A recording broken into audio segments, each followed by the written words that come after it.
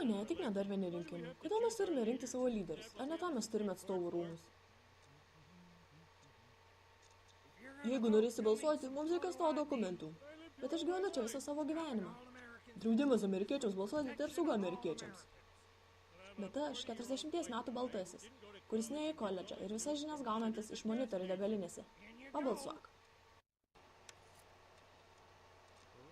Barackas Obama? Nežinau. Jau turiu žmoną, kuri liepia man maitinti sveikai. Bet to jis pažadėjo man sveikatos apsaugos reformą.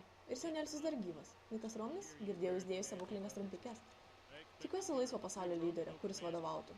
Bet jo arklys įspringo olimpinėse žaidynėse. Iš kitos pusės jis sugalvojo sveikatos apsaugos sistemą. Ačiū, kad balsavote už Mitą Romnį. Dabar galite apžvelgti jo mokesčius. Oho, medicininė paskirtis jo asmenybės implantų. Jis turi 6 žmonas vardu Ani. Valdžia jom per 5 metus moka mokesčius. Turi papasakoti tai spaudai. Dabar jūs esate įtraukiamas į vamzdį. Man nepatinka būti sirptom į vamzdį. Ne.